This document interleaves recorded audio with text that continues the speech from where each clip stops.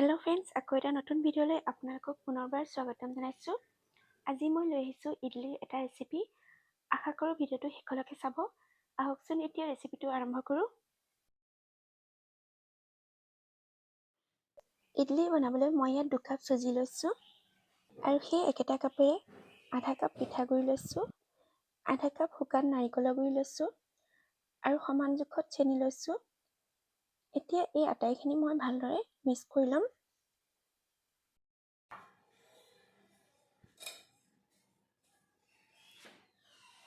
ডাঙৰ চামুচেৰে 2 চামুচ গৰু ঘিউ দি লৈছোঁ। গৰু ঘিউ দিলে ইডলিকেইটাৰ টেষ্টটো খুব ভাল হয়। এতিয়া ভালদৰে এইখিনি এবাৰ মিহলাই লৈছোঁ।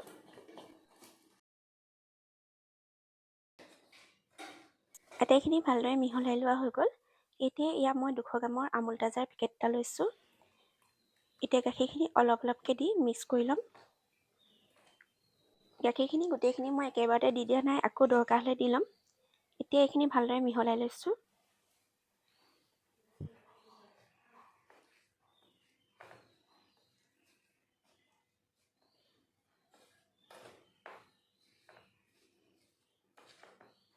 এতিয়া মই ইয়াত গোটেই গাখীৰৰ পেকেটটো ইয়াত দি লৈছোঁ।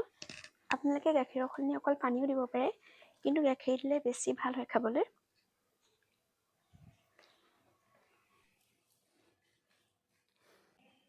পানী অলপো ইয়াত মই দি দিছোঁ, 1 কাপ পানী দিছোঁ। এইখিনিতে আকৌ এবাৰ ভালদৰে মিক্স কৰি ল'ম।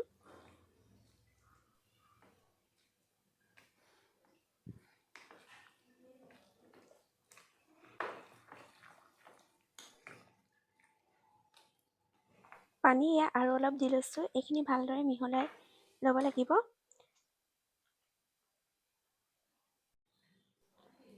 এইখিনি ভালদৰে মিহলাই লোৱা হৈ গ'ল।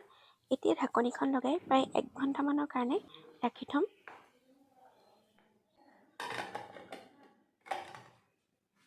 প্ৰায় 1 ঘণ্টামানৰ পিছত দেখিছেনে, এই বেটাৰটো অলপ ডাঠ হৈ গ'ল। এতিয়া ইয়াত অলপমান পানী দি এইখিনি আকৌ এবাৰ ভালদৰে মিক্স কৰি ল'ব লাগিব। একেবাৰতে বেছি পানীও দি নিদিব, যদি বেটাৰটো পনীয়া হয় ইডলিকেইটা ভাল নহ'ব। এতিয়া ইয়াত আধা চামুচ বেকিং পাউডাৰ দি লৈছোঁ। এতিয়া ভালদৰে এইখিনি এবাৰ মিহলাই লৈছোঁ।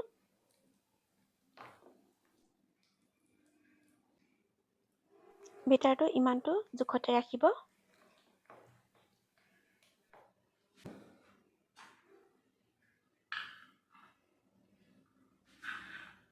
ইডলি ষ্টেণ্ডডাল মই এতিয়া ৰেডি কৰি লৈছোঁ। ইয়াত অকণমান তেল বা ঘিউ এনেদৰে সানি ল'ব, তেতিয়া ইডলিকেইটা উলিয়াবলৈ সহজ হয়।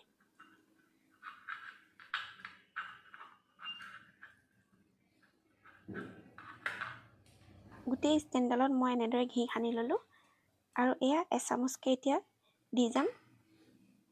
এতিয়া অলপ অলপকৈ ইডলি বেটাৰখিনি দি লৈছোঁ। এয়া এচামুচকৈ দি গৈছোঁ, বেছি ফুলকৈ দি নিদিব।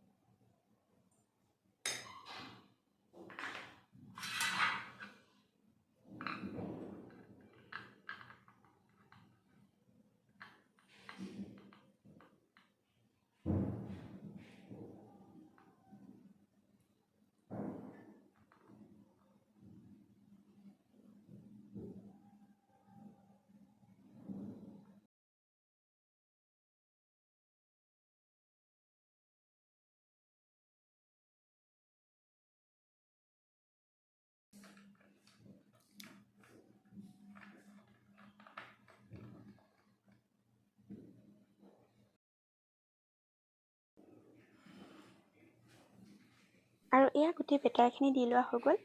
এতিয়া ইডলিকেইটা বনাবলৈ মই কুকাৰ এটা পাতি লৈছোঁ। ইয়াত এগিলাচ পানী দি দিছোঁ আৰু ষ্টেণ্ড এডালো দি দিছোঁ। এতিয়া এটা উতল আহিবলৈ দিম।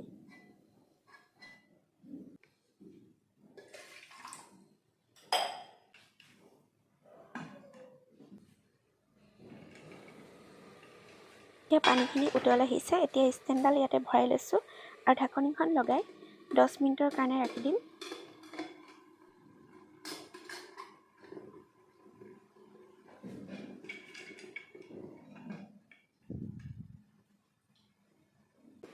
10 মিনিটমানৰ পিছত এয়া দেখাইছোঁ চাওক ইডলিকেইটা খুব ধুনীয়াকৈ ফুলি আহিছে। এইখিনি সময়তে এতিয়া গেছৰ পৰা নমাই ল'ম আৰু বাকী থকা ইডলিকেইটাও মই বনাই ল'ম।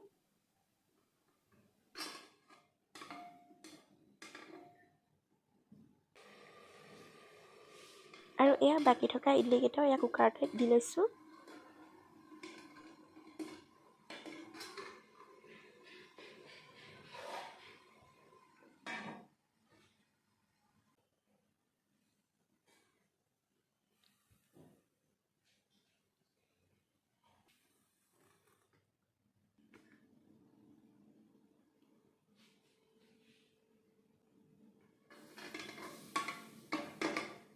গোটেইখিনি ইডলি বনাই লোৱা হৈ গ'ল। এইখিনি এতিয়া ঠাণ্ডা হ'বলৈ দিম আৰু ঠাণ্ডা হোৱাৰ পিছত উলিয়াই ল'ম। এই ইডলিকেইটা ঠাণ্ডা হৈ গ'লত এয়া চামুচ এখনৰ সহায়ত এনেদৰে উলিয়াই লৈছোঁ। ইডলিকেইটা এয়া ভালদৰে ঠাণ্ডা হোৱাৰ পিছত মই চামুচ এখনৰ এনেদৰে উলিয়াই লৈছোঁ।